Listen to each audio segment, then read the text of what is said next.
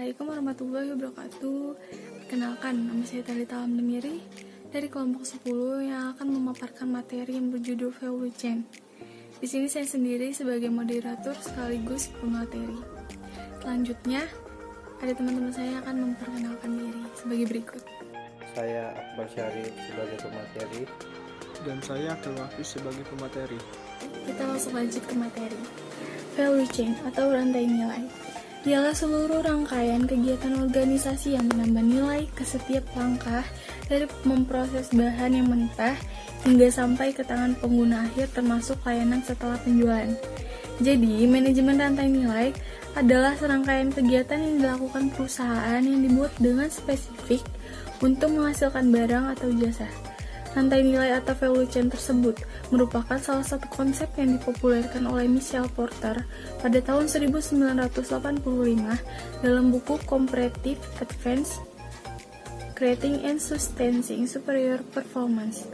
Konsep ini membagi kegiatan atau aktivitas perusahaan menjadi dua bagian besar, yaitu yang pertama primary activities atau aktivitas primer dan support activities atau aktivitas pendukung. Primary activities atau aktivitas primer yang terdiri dari beberapa jenis. Yang pertama ada logistik masuk atau inbound logistik yang merupakan aktivitas yang berhubungan dengan penanganan material sebelum digunakan. Misalnya, mengecek rutin kondisi persediaan bahan baku di gudang. Lanjut, yang kedua logistik keluar atau outbound logistik merupakan aktivitas terkait pendistribusian produk ke tangan konsumen. Misalnya, menghitung jangka waktu pengiriman produk hingga sampai ke pembeli. Yang ketiga ada manajemen operasi atau operation yang merupakan aktivitas yang berhubungan dengan pengolahan input menjadi output.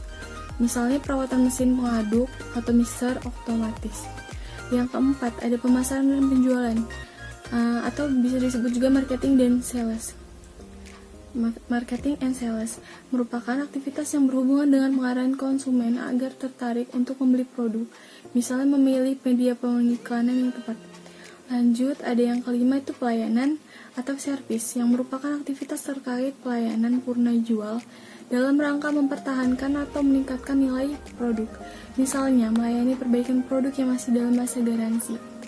Selanjutnya akan dilanjutkan oleh teman saya.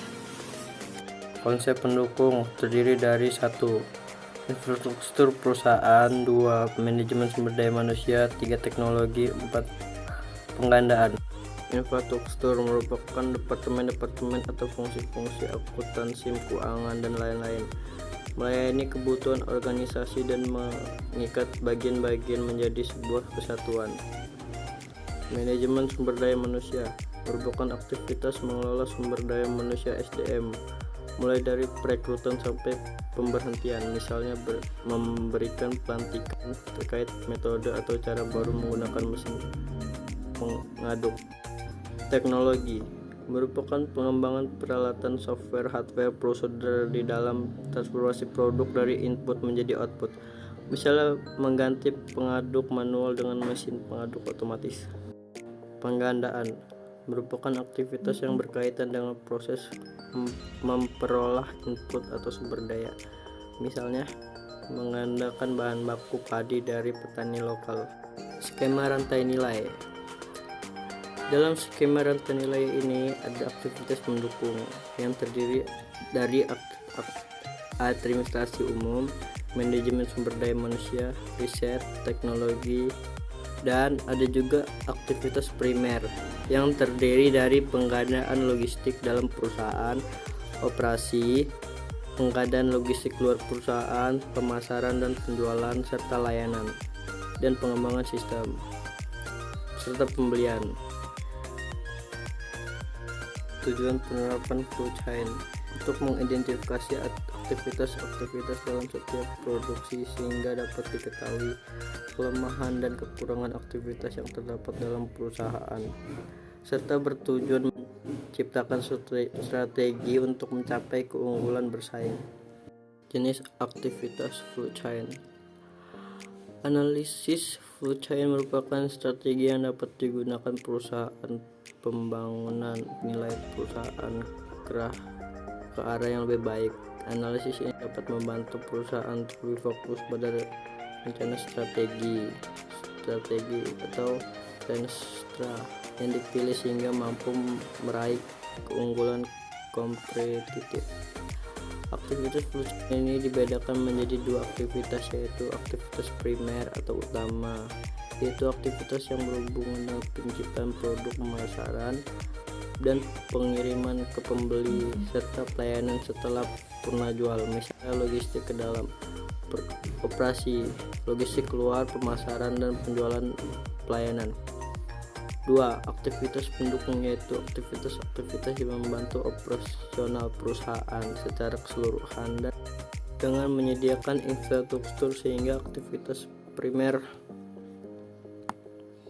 dapat berjalan secara keberlanjutan, misalnya administrasi umum, manajemen sumber daya manusia, teknologi, dan pengembangan sistem dan pembelian. Perbedaan antara aktivitas primer dan aktivitas pendukung. Aktivitas primer yaitu aktivitas yang berhubungan dengan penciptaan produk, pemasaran, dan pengiriman ke pembeli serta pelayanan setelah purna jual. Misalnya, logistik ke dalam, operasi, logistik keluar, pemasaran dan penjualan dan pelayanan. Aktivitas pendukung yaitu aktivitas yang membantu operasional perusahaan secara keseluruhan dengan menyediakan infrastruktur sehingga aktivitas primer dapat berjalan secara berkelanjutan. Misalnya, administrasi umum, manajemen sumber daya manusia, teknologi, dan pengembangan sistem dan pembelian. Terdapat 3 pertimbangan penting dalam tahap analisis value chain ini, yaitu tahap pertama, pilihan aktivitas yang akan dianalisis secara rinci oleh manajer perusahaan. Tahap kedua, variasi aktivitas nilai sesuai dengan jenis perusahaan dalam sistem nilai yang lebih luas. Dan tahap ketiga, seperti sifat dari value chain dan relatif pentingnya aktivitas-aktivitas dalam value chain tersebut bervariasi dari satu industri ke industri lain. Metode analisis rantai nilai. Analisis value chain digunakan oleh analisis internal perusahaan untuk membantu memahami posisi suatu perusahaan atau organisasi yang dijalani agar mampu memenuhi kebutuhan pelanggan dan mencapai keunggulan kompetitif.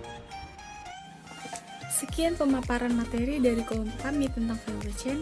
Jika banyak kesalahan kami mohon maaf. Pada Allah kami mohon ampun. Saya akhiri, wabillahi taufiq wal hidayah.